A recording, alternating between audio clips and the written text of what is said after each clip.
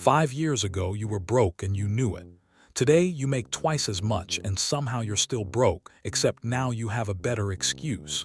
You've got a nicer car payment, a mortgage your younger self would have called insane, and a gym membership you use 3 times a year. The number went up. The anxiety never left. If you've ever gotten a raise and felt that initial rush, that feeling of finally, only to look at your bank account 3 months later and wonder where it all went, you're not irresponsible. You're not bad at math. Your brain is running a program that was written 50,000 years ago, and it has been quietly spending every dollar you earn before you even decide to open your wallet. Here's the part nobody tells you. The more you earn, the harder this program runs. Every raise feeds it. Every promotion gives it more data to work with. If you don't understand exactly what's happening inside your skull right now, the next raise you get isn't going to make you richer. It's going to make you more expensive to maintain. Let me show you the translator. Deep in your brain, underneath all the rational decision-making, underneath the spreadsheets and the budgets and the good intentions, there's a piece of hardware that never got an update. Neuroscientists have names for different parts of it. Anthropologists have theories about it. I call it the primitive translator, and it has exactly one job: to convert every piece of incoming data about your life into a single survival-critical question. Are you high status enough in the tribe to make it? 10,000 years ago, this was a genuine life-or-death calculation. If you were low-ranking in a hunter-gatherer group, you got the worst food, the worst shelter, the worst odds of survival. High status meant more resources, more protection, more everything that mattered. So the primitive translator evolved to be obsessively vigilant about one thing: making sure the people around you could visibly see that you were climbing. The problem is your paycheck doesn't speak that language. So the translator does the only thing it knows how to do: it converts your salary increase into a tribal status upgrade order. Bigger income equals bigger visible signals of position. New car, bigger apartment, nicer restaurants where you now go with the new friends who make what you make. And the terrifying part, it does this automatically, before a single conscious decision, before you open a single credit card statement. The translator has already issued the spending directive. Here's how lifestyle inflation works in real time, and why it's almost impossible to feel while it's happening. You get a raise. First, it's small adjustments, a slightly better gym, a few extra subscriptions. You can afford them, so the translator is satisfied for about 6 weeks. Then hedonic adaptation sets in. Your brain quietly recalibrates. The nicer gym becomes the normal gym. The subscriptions are just baseline now. The upgrade stopped feeling like an upgrade, it just feels like where you are. And where you are is never quite enough for the translator, because the translator isn't measuring comfort. It's measuring relative position. And relative position never stops moving. Then the next signal arrives. Maybe a coworker just bought a house in a better neighborhood. Maybe your social circle started going to restaurants that would have broken your old budget. The translator picks up the comparison data, flags it as a potential status threat, and the pull begins. The car needs upgrading. The apartment suddenly feels cramped. You tell yourself you've earned it, and technically maybe you have. Except here's what's actually happening. You're spending like someone who has already built wealth to maintain your position among people who are also spending like they've already built wealth. Nobody in that group is actually accumulating anything. Everyone is just paying higher and higher monthly fees to feel like they're moving forward. This is lifestyle creep. And the cruelest part of it is that the more you earn, the worse the trap becomes. Because now you have expensive anxiety. You have more to lose. If something goes wrong, a layoff, a health crisis, a bad quarter, you don't fall back to where you started. You fall further.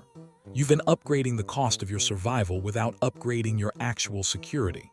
And your paycheck-to-paycheck cycle now operates at a much higher altitude with a much longer drop. Stop here, because this is where most people get it completely wrong. They assume the problem is that they're spending on stupid things. So they cancel subscriptions, feel guilty about coffee, Download a budgeting app they use for 11 days, and nothing changes. The problem isn't the coffee. The problem isn't even the car. The problem is that the primitive translator cannot distinguish between an asset and an expense. It has no concept of a Roth IRA or an index fund or a passive income stream, because none of those things existed 50,000 years ago. They're invisible to the translator because no one in the tribe can see them. The Tesla, though, visible. The house in the right zip code, visible. High-status gym, visible. So without a system that actively intercepts the signal, every dollar that hits your account gets routed through the translator, which categorizes it as either already spent on tribe position or waiting to be spent on tribe position. There is no third category. The translator never built one. Research consistently shows that people in the top earning quartile in America have savings rates barely higher than people making half their income. The lifestyle inflation trap is not a poverty problem. It's a default brain settings problem, and it scales perfectly with income. And this is where the cage fully closes. Because once lifestyle creep sets in, you're no longer just spending more. You've created obligations: the mortgage, the car payment, the school you chose for the neighborhood, the fixed monthly costs that the translator will fight to protect, because downgrading any of them would feel like losing rank, and the brain treats that as a genuine threat. Behavioral economists call this the ratchet effect. Spending only moves upward because cutting back doesn't just hurt the wallet. It creates the sensation of falling. And the brain will choose financial stress over the feeling of social demotion almost every single time. The golden cage gets built one upgrade at a time. And eventually, a lot of high-earning people hit a moment they don't talk about at dinner. The moment they realize they can't afford to quit. Not because they don't make enough, but because their lifestyle now requires their income to function. The translator successfully tied their survival to a specific job, a specific income level, a specific fragile arrangement that they call their life. Mission accomplished. Do the math for a second. If you earn $80,000 and get a 20% raise, that's $16,000 extra per year. If lifestyle inflation absorbs the entire raise, which, without a system, it statistically will, your net worth acceleration is exactly zero. More money moved through your hands. None of it stuck. Now run the other scenario. You route $8,000 of that raise into assets automatically every year at a 7% average annual return. In 20 years, that becomes over $330,000. Not a windfall, not luck. That's just the compound return on the half of the raise your translator would have turned into a car payment and subscription fees. The translator spent $330,000 on things that felt necessary and look like nothing now. So here's how you actually beat the system. And the answer is almost offensively simple, which is exactly why it works. You don't fight the translator, you root around it. The 50% raise rule works like this. The moment any increase in income arrives, a raise, a bonus, a side income that becomes consistent, you split it before the translator processes the full amount. Half goes to your lifestyle. Let it have the upgrade. Let the status signal go out. The brain quiets down. This isn't failure, it's giving the machine just enough to stay functional.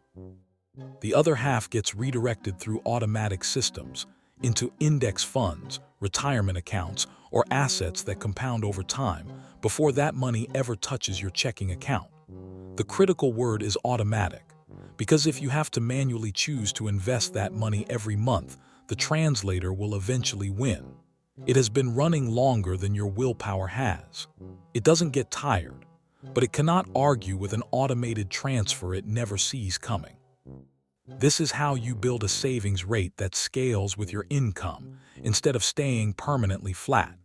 The people who do this, the ones building real wealth on moderate or high incomes, aren't more disciplined than everyone else. They just built a system that intercepts the raise before the translator could issue a spending directive for the whole amount. The difference between someone earning $60,000 who is quietly building financial independence and someone earning $150,000 who is still living paycheck to paycheck is almost never intelligence or willpower. It's almost always this. One of them built a system. The other one got the raise and celebrated. Wealth, real wealth, has exactly one useful definition. It's the number of months you can tell your job no and mean it. It's the distance between your fixed costs and your income. The bigger that distance, the more genuinely free you are. Every time lifestyle inflation absorbs a raise, that distance stays the same, or it shrinks. Every time you root half that raise into an asset before the translator processes it, that distance grows, slowly at first. Then, at some point, faster than you expected. The primitive translator is never going to stop running. It is not a flaw. It's the most powerful survival software in human history, and it kept your ancestors alive long enough for you to exist. But now you know exactly what it does when a raise arrives. You know what it costs when it processes the full signal unchallenged. You know what $330,000 looks like when it gets rerouted instead. The next raise you get, half to the tribe, half to the future. And watch what happens when the cage you've been unknowingly building starts to look, for the first time, like a door.